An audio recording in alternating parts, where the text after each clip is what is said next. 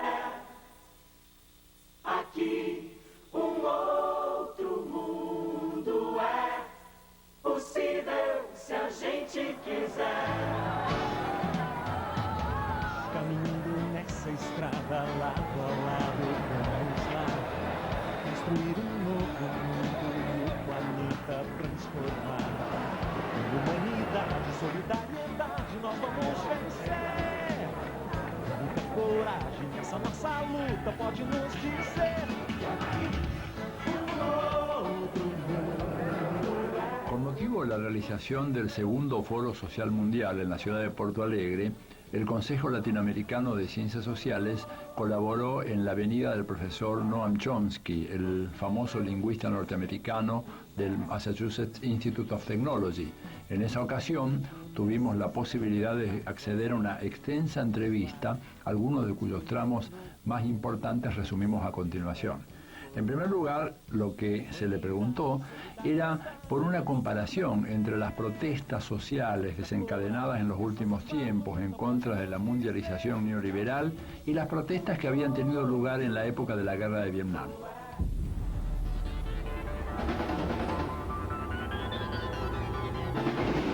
Well, give a bit of personal experience. One is that there's an enormous increase in interest in international affairs, protest, concern. In fact, there's more activism now than I remember after any other conflict, at least in my lifetime, at any comparable stage. Even more than the Vietnam War? Well, far more than the Vietnam War. There was almost nothing in the Vietnam War. The United States instituted a typical Latin American-style terror state in South Vietnam. I don't have to give you the details, but they killed about 70,000 people by 1960. At that point, resistance was out of control. Kennedy sent the American Air Force to start bombing, authorized napalm, started destroying food. They started driving, ultimately, millions of people into concentration camps. That's the Kennedy administration. With no protest. It went on for years. By the time protests began, 5 or 6 years later, hundreds of thousands of South Vietnamese had been killed. And there were hundreds of thousands of American troops rampaging, and they were carpet bombing the place. And just then, protests began. I mean, it's so far beyond what it was then, we can't even talk about it. Finally, there was an anti-war movement, but many years too late. In fact, should have started in 1950, when the United States started supporting France's attempt to reconquer the colony, and then nobody even heard of it. So it's just totally different now. The other thing is, just to give another side of this, again, just a personal example, but after leaving here, I'll be going to Turkey, and that's for a political trial of a publisher who published a talk of mine. The talk actually was discussed U.S. University talk in the United States, which he published. The talk was about the U.S. and the Middle East, and in the talk I discussed U.S. involvement in the huge atrocities against Kurds in Turkey in the 1990s, which were enormous, some of the worst ethnic cleansing and atrocities of the 1990s, with U.S. arms pouring into the country as the atrocities increased, the arms increased. And that's, you're not allowed to talk about that in the United States. It's the wrong story, or in most of the West. But Turkey, they know. So he published a few lines about this, and he's probably going to prison. And there's Turkish writers are very courageous people. They're organizing a protest, and they actually published just a few days ago a book of banned writings that are banned because they tell the truth about Turkey. And some of the writers are in jail, in fact. And Turkish jails are not much fun. But they organized this open protest, and I co-published the book with them, and I'll be going for that. Well, what does this have to do with September 11th? Well, what it has to do with is that after September 11th, Turkey, which is a pretty brutal country, increased its repression. They feel free to increase repression. And but not just Turkey, it's all over the world.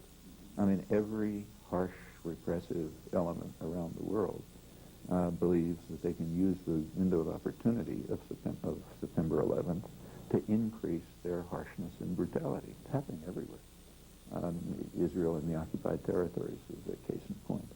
In fact, you look around the world, you find that almost everywhere where there was repression and sometimes atrocities, it's increasing. Because now they feel there's a chance, there's an opportunity to do it, and the U.S. will support it. So why did Russia join the so-called war on terror? Well, Russia joined very happily because they want U.S. support for their monstrous atrocities in Chechnya, which will undoubtedly increase.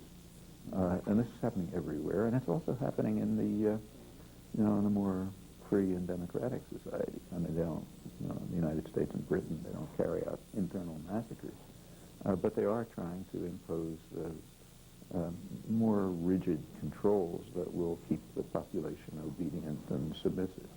So the September 11th has been used around the world in a perfectly predictable way, I mean, obvious first minute, as a way for harsh, repressive elements to escalate their own agenda, to work on it more intensively, and assuming that they'll get support from the boss in Washington, because it's no different from the first war. Remember, this is the second war on terror. It's not the first. Yes. The first one was 20 years ago. Under Reagan, right? That was under Reagan. They declared a war against terror in pretty much the same terms as now. And I don't have to tell you how they carried it out. I mean, everybody in Argentina knows about that. Okay, that's the way they carried out the first war on terror, by organizing a huge international terrorist network that devastated Central America, and this was all a war, and same in the Middle East. It was a war against terror, and the same in many other parts of the world. And this one's not. It's the same. It's in fact, it's interesting that none of this ever gets mentioned. You can't talk about this. And in fact, that wasn't the first war on terror either. If you go back earlier, there are similar ones, and maybe it worked similarly.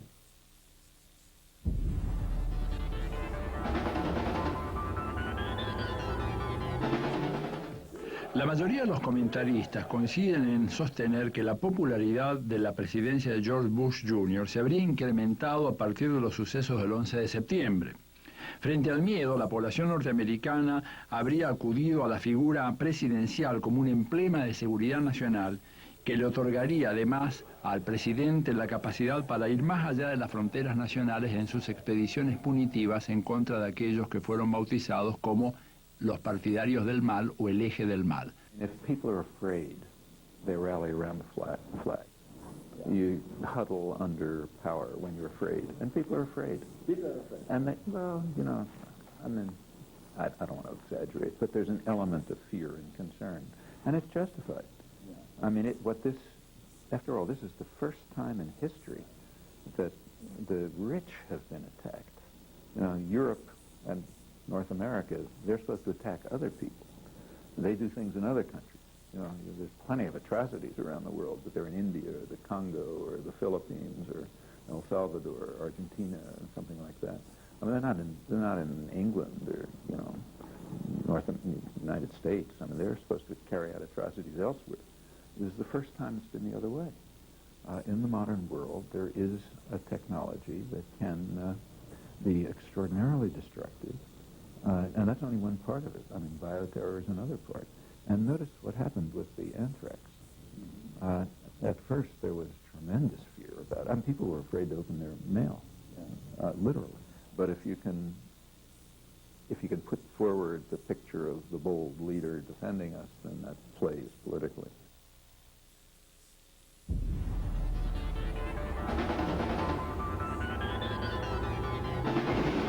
El libro Imperio, publicado por Michael Hart y Antonio Negri, ha causado un verdadero revuelo en el plano internacional. En él se sostienen una serie de tesis que han sido objeto de grandes discusiones entre los partidarios de los movimientos contrarios a la globalización y la mundialización neoliberal. En él se dice, por ejemplo, que la edad del imperialismo se ha terminado y que vivimos en una nueva época histórica llamada imperio, en donde las viejas estructuras y patrones de relacionamiento internacional del pasado han sido superadas. Esta tesis ha sido muy cuestionada por muchos autores que observan con gran preocupación las argumentaciones que se ofrecen en ese libro y que, entre otras cosas, suponen negar la existencia de los estados nacionales y el poderío de las grandes empresas multinacionales. Look, imperialism has no precise meaning. I mean, there are forms of domination and control which take various forms. So classical imperialism in the modern sense was, you could say, it's a couple of decades at the end of the 19th century. Does that mean there was no imperialism in India before? You know, or does that mean that the place where I live was given away by its population because they liked the British colonists who were coming in? I mean, you know, these are all forms of domination and control. You want to call them imperialism, fine. Call them some other name, who cares? I mean, this isn't physics. You know, the terms don't have any precise meaning. Just to say that empire is over is just as meaningless as to say it continues. Domination and rule continues, and it takes new form. They are adapted to circumstances. So in the period of, there came a period when the European world was no longer able to directly control its colonies by military force. So you get decolonization. But they just try to control them in other ways. I mean, take, say, France and Algeria. There's pretty strong evidence that the French government and French intelligence are directly involved in state atrocities in Algeria right now as part of a reconstitution of traditional French-Algerian relations in another form. The same thing happened with Britain and its colonies, and in fact in most of the colonial world. It hasn't completely reconstituted the relationships, but you know, the relationships of dependency remain in some form or other. That's why the former colonial world is such a mess. In fact, if you look at the wars that are going on in the world now, those are residues of European colonialism, almost invariably. I mean, take, say, India-Pakistan. What's that? Israel, Palestine. This is the collapse of the British Empire, or the wars in Africa. It's the collapse of the European empires. Or take, say, East Timor, Angola, Mozambique. Yeah, it's the collapse of the Portuguese Empire. I mean, when empires collapse, they leave monstrous effects. I mean, everyone likes to pretend that, you know, what's happening in Eastern Europe is because somehow the Russian Empire was you know, particularly awful. No, the empire was ugly like most empires. Actually, Yugoslavia was sort of out of the Russian Empire. It was more in our sphere. But when systems of domination and control collapse, you get a lot of violence. And the collapse of the European empires, the effects are much worse. And you see it all over the world in conflicts raging right now.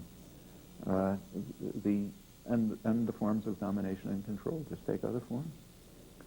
So by now, you know, the U.S. is more powerful than Britain was 80 years ago, obviously. So a lot of it's U.S. control rather than British control. But the forms of control simply change. After the First World War, for example, Britain was weakened considerably, and it was no longer able to control the empire just by essentially military occupation. So they had to switch tactics, and what they switched to was the use of air power to bomb civilians and poison gas, because that was considered an effective way to terrorize civilians, as Churchill put it. You just use other forms of domination.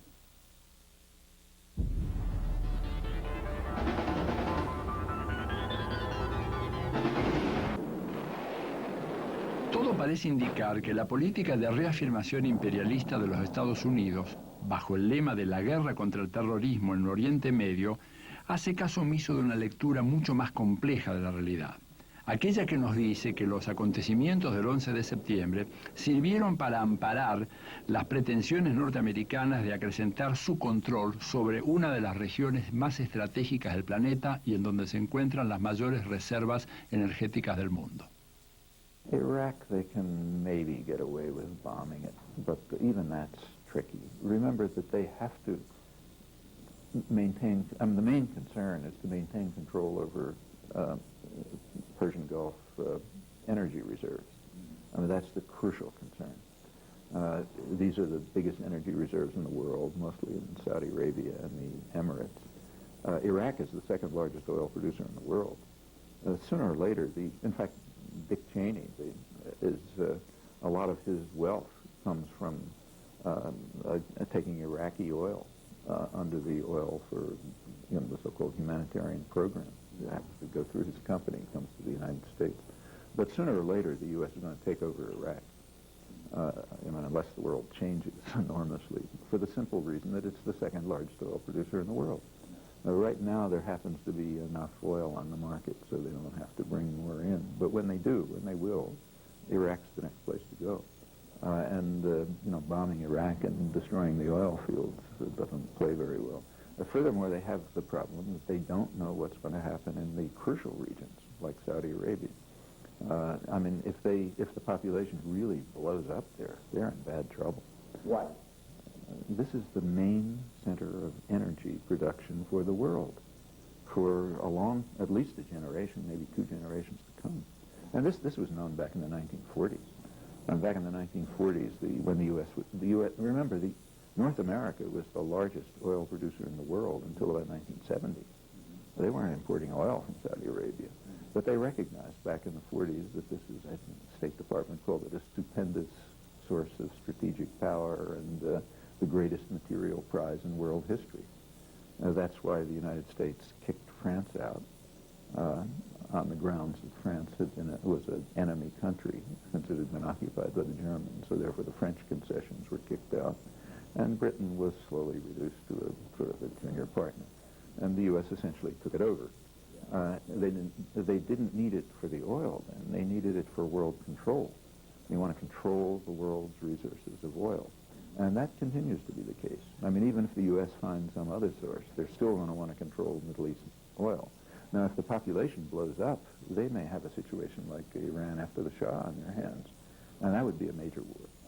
And nobody knows what, the population in that region is very upset about the fact that the U.S. is going after, about what the policies that the U.S. is carrying out against this region. Incidentally, there's a very important point that's being concealed in commentary. Now, the journalists may not know it, but the historians certainly know it. There's all this talk about, why do they hate us? It's not the first time that's been asked. In the Eisenhower administration, where we have declassified records, actually one of the most important years in post-war history was 1958. A lot of things happened in 1958. Right then, the U.S. faced, from internal discussion, we know, they faced 3 major crises in the world, all in oil-producing countries, all in Islamic countries. One was Indonesia, one was North Africa, Algeria, the other was Iraq and the Middle East. Those were the 3 major crises that the Eisenhower administration faced. In the internal discussion, the question comes up whether the Russians are involved, and they dismissed that. In fact, Eisenhower, according to the minutes, vociferously denied that there's any Russian involvement, which is quite true. That's the way most of the Cold War's been like that. The Russians are kind of a pretext. So the military dictatorship in Argentina wasn't to defend anybody against the Russians, who were one of the general's main trading partners. So they had 3 major crises, all Islamic countries, all oil producers.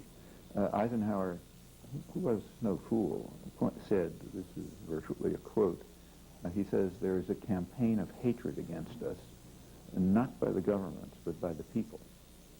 And then there's a discussion of why that should be. And the National Security Council came out with a sober analysis.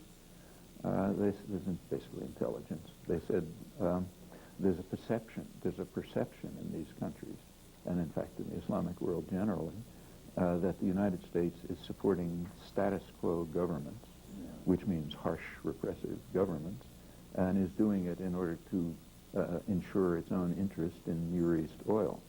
And then they say this perception is very difficult to counter because it's correct.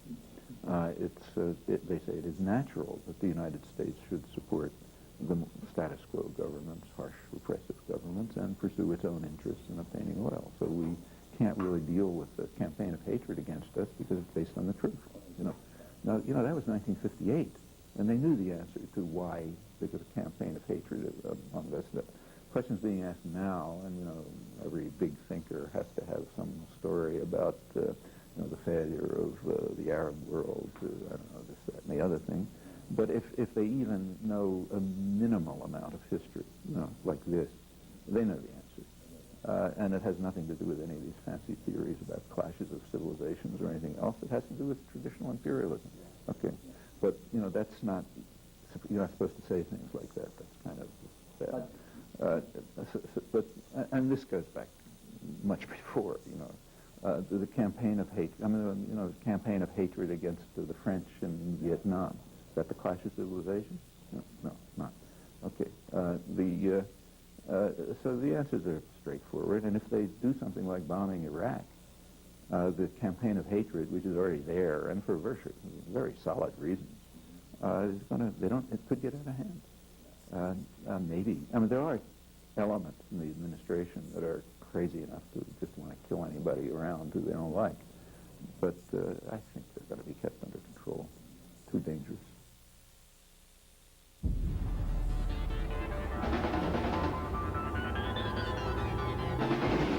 En nuestros días, los regímenes democráticos se encuentran cuestionados por su falta de transparencia.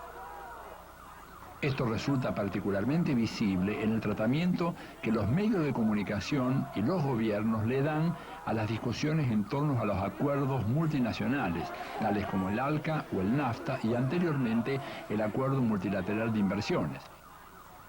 Estas negociaciones son llevadas en el más estricto secreto. En este sentido, cobran gran importancia las acciones llevadas a cabo por los movimientos antimundialización, que denuncian las consecuencias desfavorables que dichos acuerdos acarrean para sectores crecientes de la población mundial. Sobre este tema también requerimos la opinión del profesor Chomsky. If you let it be public, they know perfectly well that if the public knows about it, they're going to be infuriated. So it has to be secret. And they're completely aware of it. There's a legislation in the U.S. called fast-track legislation. What it says basically, though nobody puts it this way, is that the United States should turn into Stalinist Russia. That's basically what it says. It said the president should have the authority to negotiate international economic treaties in secret. Congress is then allowed to say yes. Okay, and the public is uninformed. That's fast-track. That sound familiar? Yeah. Okay. That's the Kremlin in the old days. Now they changed the name from fast-track to trade enhancement. And there's some truth to that. This has nothing to do with trade, but what they call trade. It's nothing to do with trade. But putting that aside, if they want to ram through these agreements, they have to do it Kremlin style, with fast track, because they know that if the public finds out anything, they won't let it happen. And they're very well aware of it, so it has to be done in secret. Take, say, the free trade area of the Americas. And if you look at we know a lot about public opinion in the United States. It's studied very closely, mainly because business and the public relations industry want to know what people think. You're running propaganda systems, you better know what people believe, so you know how to design the propaganda. And they put a huge amount of money into it, but then we can use the information too. The information shows very clearly that across the board on economic issues, the public is on one side, and private power and the elites are on the other side. So therefore, all of these issues have to be kept secret. You can't discuss them in the press. They can't come up in elections. Free trade area of the Americas is a case in point. It never came. It was a couple of months, the Summit of the Americas was a few months after the November 2000 election. Was it mentioned? No. We can't discuss that, At the Quebec Summit, in fact, there was a big protest. It was initiated here, in fact. Porto Alegre, a hemisphere-wide protest. It's one of the successes of last year's meeting. But it came through informal channels. The press never mentioned it. The only people who even knew that it was going to take place were those in activist networks, who were a lot of people by now. So there was a huge protest, and they protested the free trade area of the Americas. The press coverage was interesting. It was all about, the violence of the protesters, nothing about the issues. The only thing about issues was that the leaders at Quebec made it clear that they had a passionate commitment to democracy by emphasizing transparency. How did they show their transparency? Well, by doing everything in secret, and by announcing that this was announced that they did say the free trade area agreement is going to extend NAFTA to the hemisphere because NAFTA has been such a huge success. Every editorial office in the United States, bar none, had on its desk two major reports that were timed for release at the Quebec summit.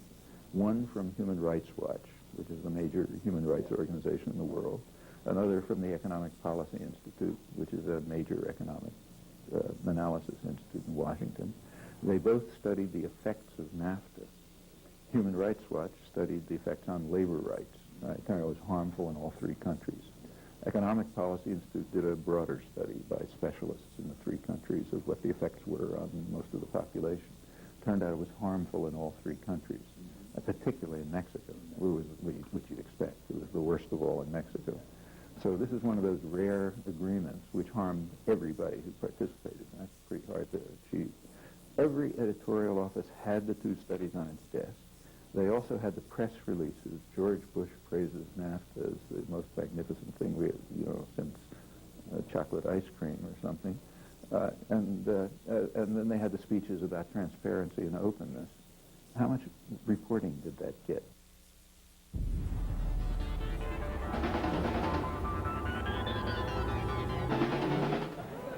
Los reclamos por una mayor transparencia y visibilidad en la toma de decisiones reflejan la creciente exclusión social y política al interior de los países llamados democráticos. Las expectativas generadas en torno a la ampliación de una democracia que no tan solo sea producto de la correcta implementación de procedimientos formales, sino que además tenga un contenido claro de justicia social, no encuentra correlato en las democracias realmente existentes. América Latina resulta ser un acabado ejemplo de este modo de funcionamiento de las llamadas democracias de mercado. También le preguntamos al profesor Chomsky su opinión sobre estas tendencias. It was the form of neoliberalism that they attempted to introduce in the rich countries. It's part of the whole wave of the second, the post-World War II period. There's been basically two economic phases. There was the Bretton Woods phase, and there's the phase after the dismantling of the Bretton Woods system in the mid-70s, so-called neoliberalism. And they're quite different. The second one has been much worse by any economic measure. And it's taken different forms in different countries. So take one form. Half the world is literally in receivership, the world's population, meaning their policies are dictated in Washington, are formulated there. And for the rest of the world, the idea is, including the rich countries, to shift, to basically to eliminate the democratic arena. Neoliberalism essentially has a slogan, minimize the state. When you minimize the state, you don't eliminate the decisions that were within the public arena. The decisions are still there.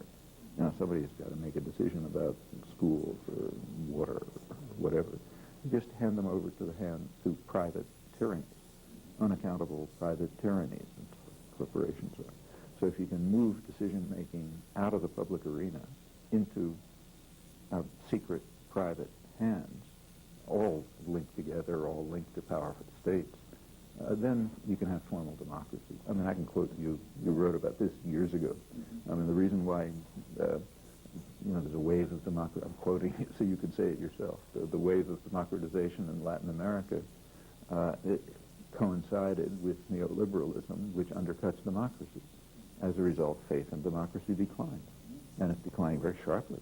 Every poll shows every year it's declining more. Systematically declining, and in the West this is called a wave of democratization, and it is from the point of view of the rulers. They would love to have a system in which, in which you go to the polls and you pick one of two identical candidates. In fact, one of the former presidents of Colombia described it rather nicely some years ago. He said Colombian democracy is two horses with the same rider.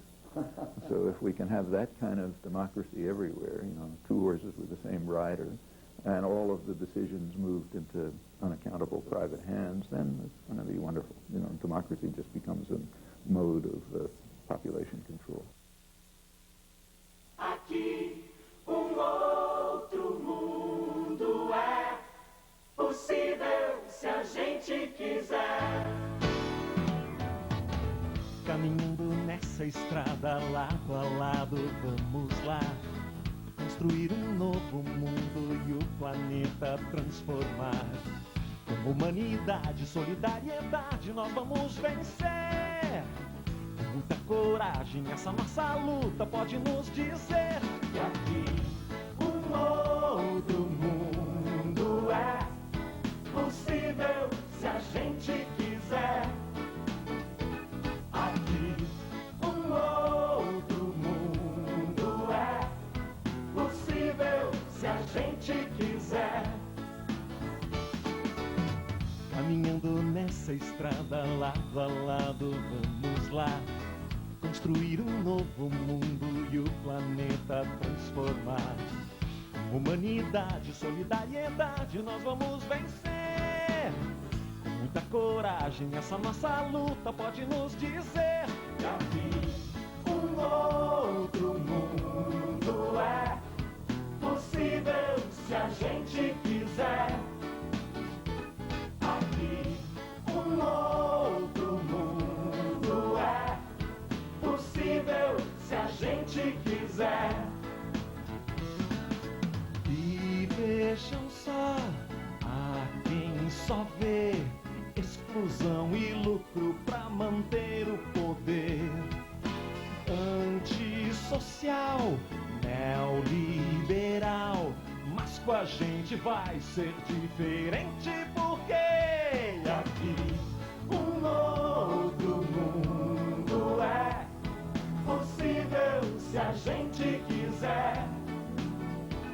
Aqui outro mundo é possível se a gente quiser. Aqui outro mundo é possível se a gente quiser. Outro mundo é aqui. Outro mundo é possível se a gente quiser. Aqui outro mundo é possível se a gente quiser.